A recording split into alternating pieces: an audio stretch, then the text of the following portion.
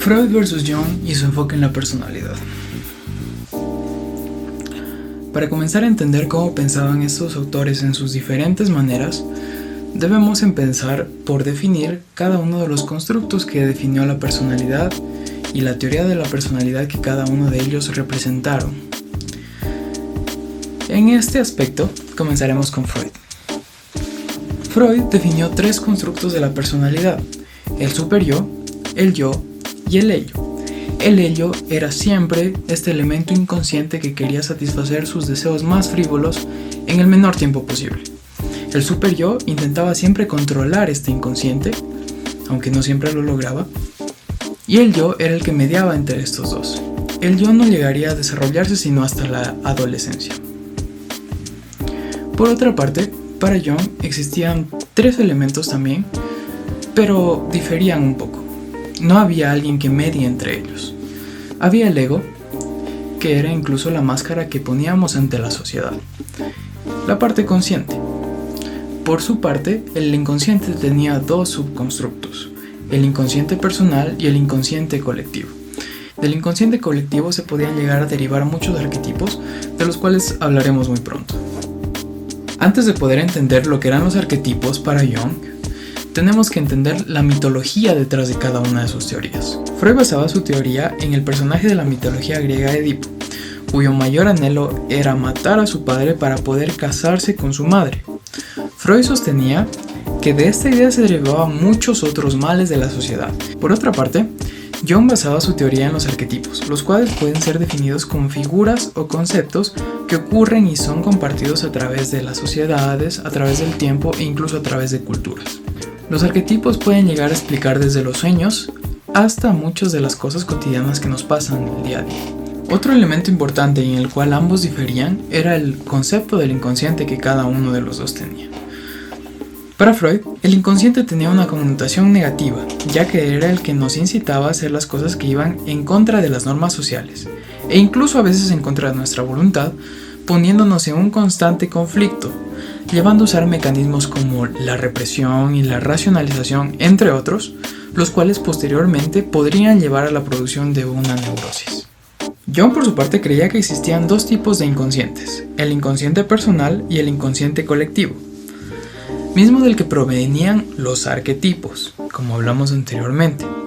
El inconsciente era un inconsciente creativo que nos ayudaba a lidiar con situaciones del día a día e incluso con problemas mucho más grandes, los cuales no podíamos entender. Se dice que la Biblia y otros libros e historias que trascienden a través de culturas y que están activas hasta el día de hoy, como la mitología griega y la romana entre ellas, contienen arquetipos, y es por eso que mucha gente encuentra significado en ellos. Un ejemplo claro de la posesión de arquetipos, inconsciente o conscientemente, son las películas de Disney. Se cree que por el gran contenido de arquetipos que poseen estas películas es la razón por la cual gustan a personas de muchas edades, de muchas culturas e incluso de muchas religiones, y trascienden a través del tiempo.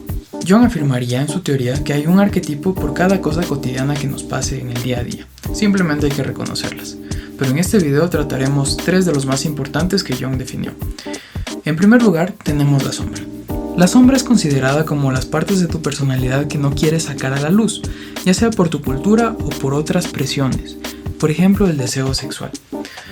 Jung creía que la integración de este arquetipo en nuestra personalidad nos llevaría a tener una personalidad plena y desarrollada, pero hablaremos de esto más adelante. En segundo lugar tenemos el animus y el ánima. El animus y el ánima es la parte femenina y masculina del inconsciente colectivo, que contienen partes específicas de cada uno, como la agresión para los hombres y la maternidad y la amabilidad para las mujeres.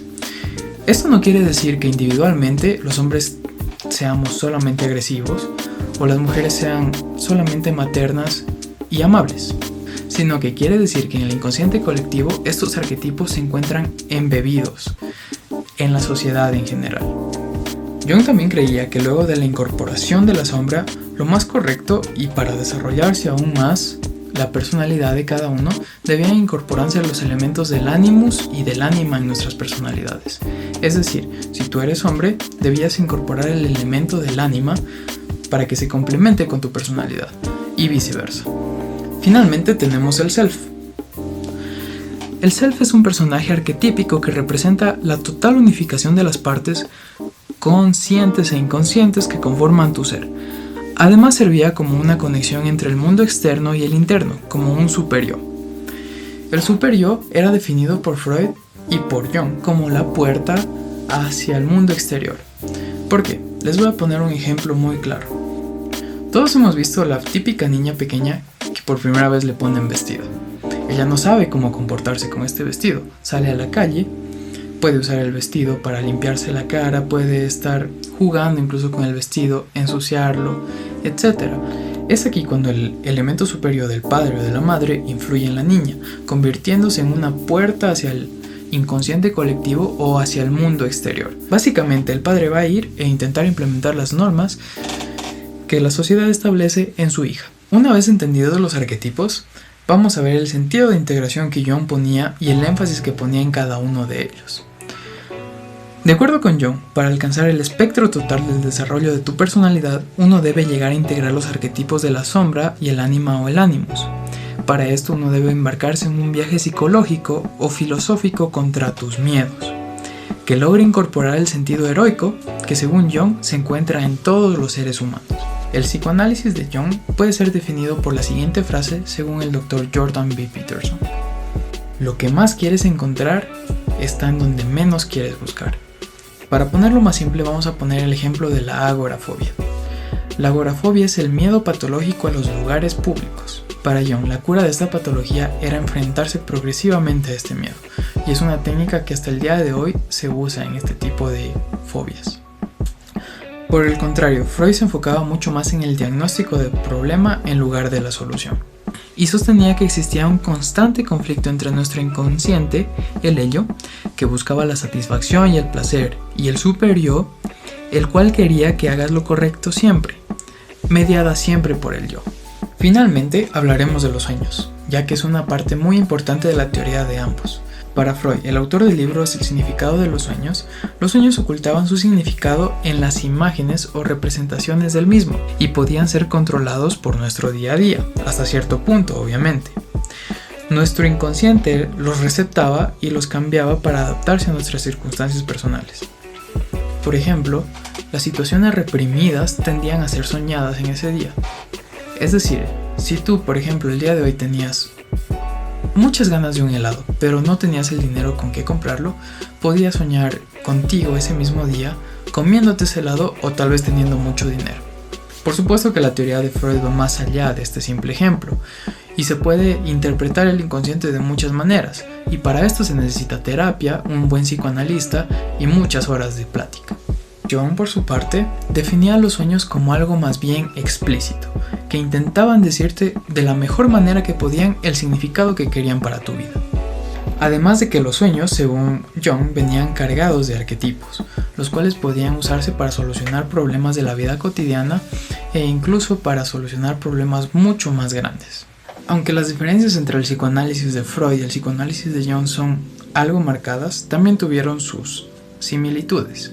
Se puede decir que estos dos autores sentaron la base para el psicoanálisis e incluso la psicología del día de hoy. Tanto el trabajo del uno como del otro siguen brindando aportes significativos a la psicología moderna. Freud, con el descubrimiento de la catarsis y de que esto puede curar varias enfermedades, sentó las bases para la terapia actual. Y la teoría del héroe y los arquetipos de Jung siguen siendo aplicables hasta el día de hoy. Sin duda alguna, ambos marcaron un hito en la psicología. Y como punto final, recuerda que hay arquetipos rodeándote ahora mismo. Lo único que debes hacer es detenerte a pensar en ellos.